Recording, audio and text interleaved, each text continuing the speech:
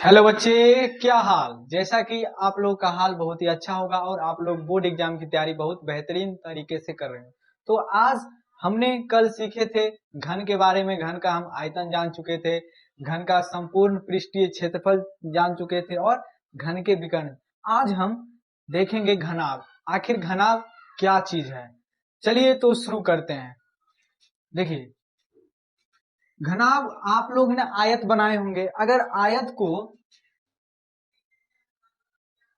देखिए, क्या है, एक आयत है और दूसरा आयत। अब देखिए, इसके इस कोना से इसको मिला दीजिए, इस कोना से इसको मिला दीजिए, इस कोना के इसको, ये बन गया घनाभ। ये क्या बन गया? घनाभ। यह क्या बन गया? घनाभ। यह बन गया घनाभ। घनाभ जिसे इंग्लिश में क्या बोलते हैं? क्यूबाइड। और आप लोग को घनाभ का जो एग्जाम्पल देखना है तो आपके घर में ईंट लगा होगा। जो ईंट कहीं ना कहीं घनाभ का ही आकार का रहता है। ऐसा ही रहता है ना, ऐसा ही।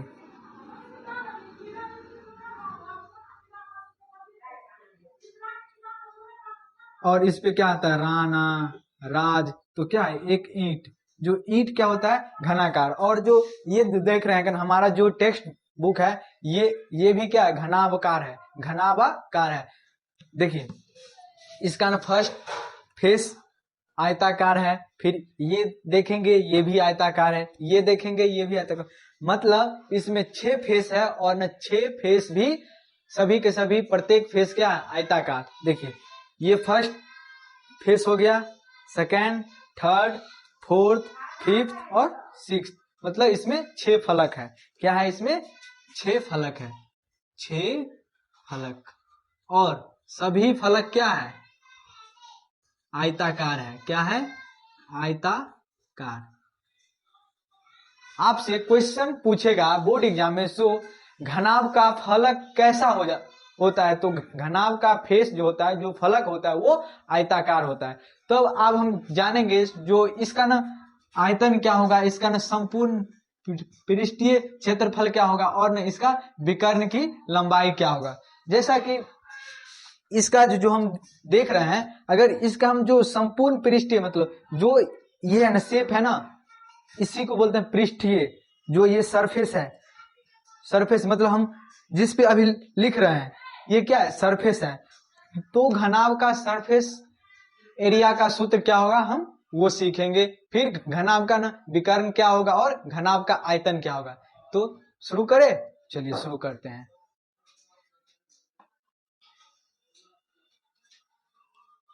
देखिए, घनाभ में 6 फलक होता है और सभी फलक क्या रहता है? सभी फलक आयताकार होता है। अब देखिए, अगर लंबाई L हो, चौड़ाई B हो,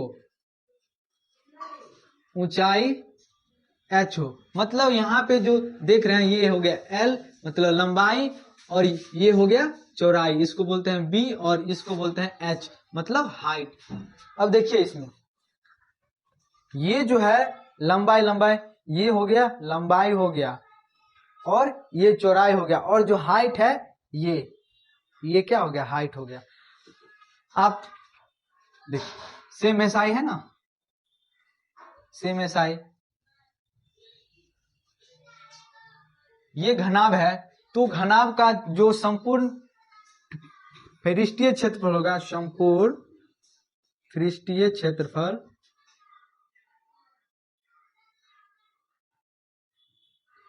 होगा 2 इंटू लंबाई इंटू चौड़ाई प्लस चौड़ाई इंटू ऊंचाई प्लस ऊंचाई इंटू लंबाई।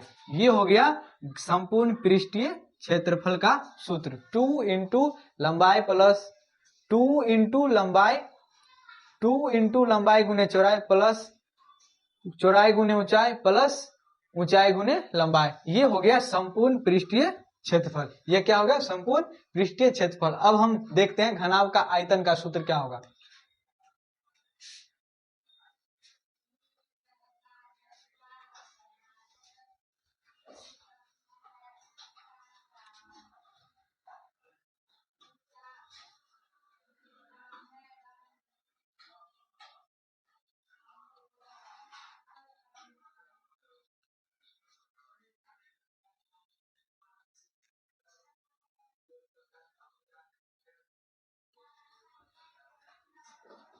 जो आयतन का सूत्र होगा वो होगा लंबाई गुने चौड़ाई गुने ऊंचाई, मतलब L into B into H. जब हम लंबाई चौड़ाई और ऊंचाई को जब हम मल्टीप्लाई कर देंगे तो इससे हमें आयतन प्राप्त हो जाएगा। अब जब हम आयतन का सूत्र जान गए तो अब हम जानते हैं विकर्ण का सूत्र। विकर्ण का सूत्र क्या होगा? ये होगा root under L square plus B square plus H square. L square plus B root under L square plus B square plus H square, ये हो गया घनाभ का विकर्ण का लंबाई। इसका संपूर्ण पृष्ठ क्षेत्रफल होगा 2 इंटू लंबाई गुने चौड़ाई प्लस चौड़ाई गुने ऊंचाई प्लस ऊंचाई गुने लंबाई। और इसका आयतन का सूत्र हो गया लंबाई गुने चौड़ाई गुने ऊंचाई। और इसका विकर्ण का सूत्र होगा root under L square plus B square plus H square. ये 3 फॉर्मूला है जिससे हम घनाभ का भारी से भारी क्वेश्चन को हम सॉल्व कर सकते हैं। तो आप लोग को हम एक एग्जाम्पल लेते हैं जिसमें सारा चीज कवर अप हो जाए।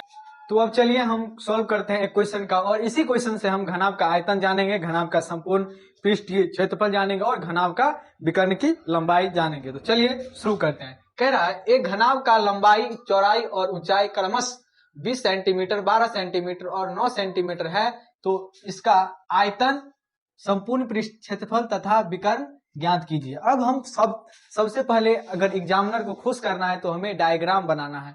ये देखिए हमने डायग्राम बना लिया है जिसका लंबाई 20 सेंटीमीटर है, ऊंचाई 9 सेंटीमीटर है और चौड़ाई 12 सेंटीमीटर है। अब हम सॉल्यूशन पे आते हैं।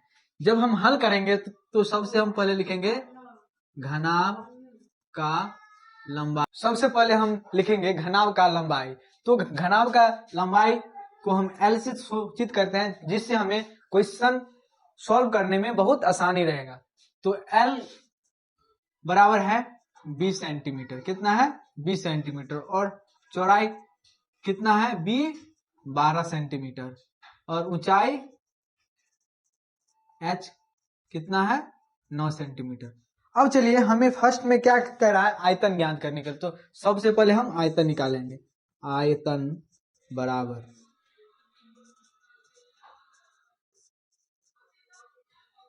घनाभ का आयतन का सूत्र क्या होता है? लंबाई गुने चौड़ाई गुने ऊंचाई। लंबाई गुने चौड़ाई गुने ऊंचाई। लंबाई कितना है? 20 सेंटीमीटर गुने चौड़ाई कितना है? 12 सेंटीमीटर और ऊंचाई 9 सेंटीमीटर। ये है हमारा कैप्सूल। जब तक आप लोग को कैप्सूल देंगे फिर आपका कॉन्सेप्ट क्लियर होगा। तो इस कैप्सूल में देखिए आयतन का सूत्र क्या है? ये है घनाभ का कैप्सूल। ये है कैप्सूल नंबर 1। कैप्सूल नंबर 1 आपको इसी तरह से हर एक कॉन्सेप्ट का कैप्सूल मिलता जाएगा। तो कैप्सूल में देखिए घनाभ का आयतन का सूत्र क्या है? लंबाई गुने चौड़ाई गुने ऊंचाई। तो हम इसी कॉन्सेप्ट पे आगे लंबाई गुने चौड़ाई गुने ऊंचाई। अब 20 को 12 और 9 को क्या करना है? मल्टीप्लाई करना है। तो ये मल्टीप्लाई बहुत ही आसान है, आप लोग को तो चुटकियों में आप लोग करते होंगे। देखिए 12 नमा 108 को 2 बार से करना है तो इसका आंसर आएगा 2160 सेंटीमीटर क्यूब। 2160 सेंटीमीटर क्यूब ये आ गया इसका आंसर। ये आ गया इसका आंसर। घनाभ का आयतन आ गया। अब हमें क्या निकालना है? घनाभ का संपूर्ण पृष्ठीय क्षेत्रफल। तो संपूर्ण पृष्ठीय क्षेत्रफल का सूत्र क्या होता है? संपूर्ण पृष्ठीय क्षेत्रफल। संपूर्ण पृष्ठीय क्षेत्रफल बराबर होगा 2 इंटू लंबाई गुने चौड़ाई प्लस चौड़ाई गुने ऊंचाई प्लस ऊंचाई गुने लंबाई। अब देखिए 2 इंटू लंबाई कितना है? 20 गुने चौड़ाई कितना है?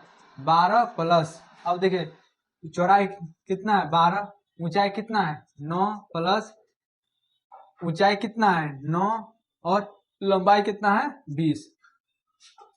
अब हम इसको मल्टीप्लाई करना। अब देखिए लंबाई का यूनिट है सेंटीमीटर, ये है सेंटीमीटर, तो ये आ जाएगा सेंटीमीटर स्क्वायर। इसका यूनिट होगा सेंटीमीटर स्क्वायर। मतलब क्षेत्रफल का यूनिट ही होता है, क्षेत्रफल का मात्रक ही होता है स्क्वायर, मतलब सेंटीमीटर स्क्वायर, अगर मीटर रहेगा तो मीटर स्क्वायर। और जो आयतन का जो मात्रक होता है, आप लोगों ने फिजिक्स चैप्टर में पढ़े होंगे, आयतन का जो मात्रक होता है वो सेंटीमीटर क्यूब या मीटर क्यूब होता है।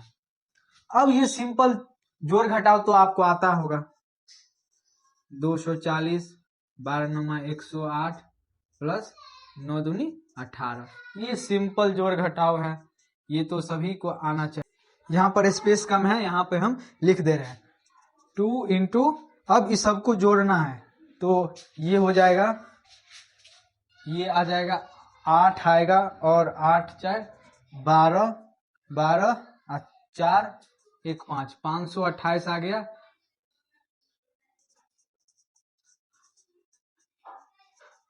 इसका संपूर्ण पृष्ठीय क्षेत्रफल आ गया 1056, क्या आ गया 1056 सेंटीमीटर स्क्वायर, ये आ गया संपूर्ण पृष्ठीय क्षेत्रफल। अब हमें क्या ज्ञात करना है, विकर्ण की लंबाई, तो हम यहाँ पे आपका हम विकर्ण निकाल देते हैं। विकर्ण का लंबाई बराबर क्या है, √L² plus B² plus H², मतलब आपको स्क्वायर आना चाहिए और उसका वर्गमूल निकालना आना चाहिए। तो हम इसको मिटा देते हैं। अब हम क्या निकालेंगे, ये तो आ गया उसका आंसर संपूर्ण पृष्ठीय क्षेत्रफल का। अब हम निकालेंगे विकर्ण बराबर होता है √L² plus B² plus H²। अब देखिए L का मान कितना है 20, तो 20 का स्क्वायर प्लस चौड़ाई 12 का स्क्वायर प्लस H 9 का स्क्वायर। अब बहुत सारे बच्चे ये कह रहे हैं हमें वो वर्ग नहीं आता, तो वर्ग का मतलब होता है उसी संख्या को हम 2 बार गुना कर देंगे। 20 का वर्ग होता है 40, 20 का वर्ग होता है 400, और 12 का वर्ग होता है 144, और 9 का वर्ग होता है 81। अब इस सबको जोड़ दीजिए, कितना 4 1 5 8 4 12 12 5 1 625, और हम लोग जानते हैं 625 का वर्गमूल होगा 25, तो ये आ गया विकर्ण आ गया 25 सेंटीमीटर। अब देखिए हमें फर्स्ट में आयतन आ गया कितना, इसका आयतन आ गया 2160 सेंटीमीटर क्यूब, 2060 100 सेंटीमीटर क्यूब आ गया, और संपूर्ण पृष्ठीय क्षेत्रफल आ गया आपका 1056 सेंटीमीटर स्क्वायर, और विकर्ण की लंबाई आ गई 25 सेंटीमीटर। तो आपको घनाभ में कुछ ज्यादा चीज याद करने की कोई आवश्यकता नहीं है, सिर्फ आपने यह 3 फॉर्मूला को याद करेंगे जिससे आपका घनाभ का सारा क्वेश्चन बन जाएगा। तो आप एक बार देख लीजिए इसका सॉल्यूशन। तो आप कमेंट में ये बताइए कि आज का लेक्चर आपको कैसा लगा, और इसी तरह नए नए टॉपिक हम लोग सीखते रहेंगे, और इसी चैनल पे आपको सारा क्लासेस आपको मिलती रहेगी। तब तक के लिए घर पे रहे, सुरक्षित रहे। जय हिंद, जय भारत, जय बिहार।